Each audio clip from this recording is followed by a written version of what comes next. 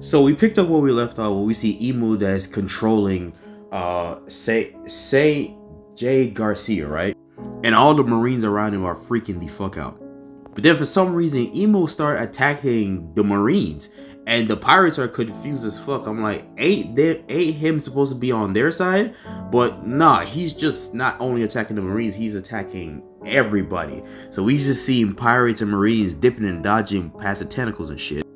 As we see a array of barrages in a clear outshot panel with this big explosion. Meanwhile, we have Roger concerning about his crewmates and shit like that.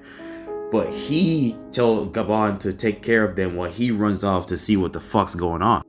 Meanwhile, on the same page, we see Garp trying to figure out who the fuck is this fucking freak, only for him to find out that this is one of the Everseers. So this is his first time actually seeing these fuckers. Meanwhile, Rox and Emu is having a one-to-one conversation about how he made a promise of trying to kill Emu as he uttered the name Davy Jones. But to Rox reply, he got the wrong guy because he never even met that dude. But he does still sought out to have that promise being kept as to try to kill Emu. As Emu plans for an attack, as we see Rox cut off one of 8 of his legs of Jay Garcia's legs. Marines are contemplating whether if they should even intervene in this fight, but Vice Admiral Garp is trying to chime in on all the fun. But they were actually confused based on like his facial feature or whatever. Who is he trying to actually like back up in this scenario?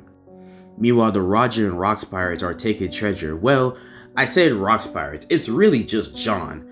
Because John is asking if we have all the good treasure, as he's ready to pretty much ditch on the whole Rox Pirates crew. He ain't cut up for this, he just want the bands and just keep on pushing. Meanwhile, Dragon is running to a nearby ship with Shanks, only to be pulled back by his weapon. Him being confused is none other than my boy John, as it is now officially confirmed that he had the magnet fruit, as he uses not a named attack, but a named ability called Big Ether to gather all the treasure around the wide area.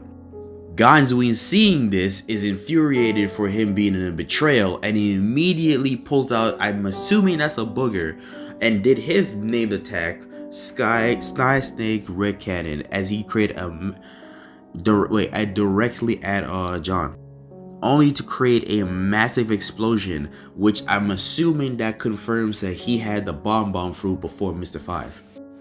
Treasure and even Dragon and Shanks has been blown back with the massive outscale explosion, and then we see Shiki just completely baffled in what the fuck's going on.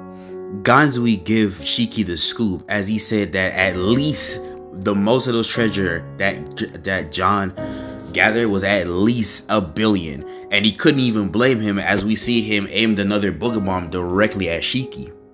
Meanwhile, back to the same place Emu is at, we see Vice Admiral Garp running, and all of his like crewmates or whatever is trying to hold him back because that is an overseer, don't get involved. Kaido says save some for him, as we see Emu and Rox duking it out, but he hears something from the distance. Where he looked back is none other than Big Mom cranking up a Ikaku sovereignty or whatever.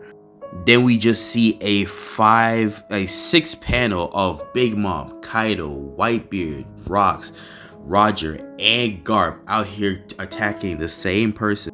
And we have one of the most epic panel right here. We have a Galaxy Impact, Divine Departure, 2 new named attack from 2 of one of the most infamous pirates. We have Pandemonium of the Abyss, and we have our very first Whitebeard attack, named attack, the Shattering Void, which is kind of fire looking. And then we have Ikaku Sagarty, and this is the weird one out the bunch. He doesn't even say Blast Breath, it just says Dragon. Completely and almost eviscerated, out of desperation, shoot out an array of wide AoE Conqueror's Haki, knocking out a fuck ton of people. As Dragon land, he was trying to make sure that the baby is safe, only to come to realize that Shanks did a substitution jutsu and straight up just like disappeared on it. As we see Dragon holding a log, we see Shanks enter inside of what looks like a treasure chest, which makes a lot of sense how he got into the treasure chest. Oh, also we see Rayleigh out here telling his crewmates to still gather treasure. So hey, even though he has a sweet spot for Shakuyaku, he understands he's still a pirate to this day and he has to maintain priority. So good for him.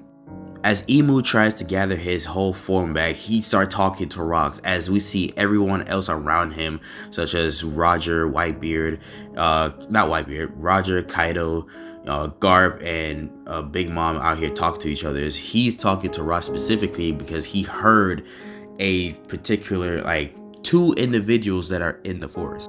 Specifically, Iris and Teach, his wife and kid. As he continues to cut down Imu. But Imu then dual stabbed him, but Rocks doesn't feel a thing, only for him to find out that he's doing Dame Reversi as to turn him to a demon. Cause what better twisted way to take away the whole Davy D clan is for having Rocks to do it.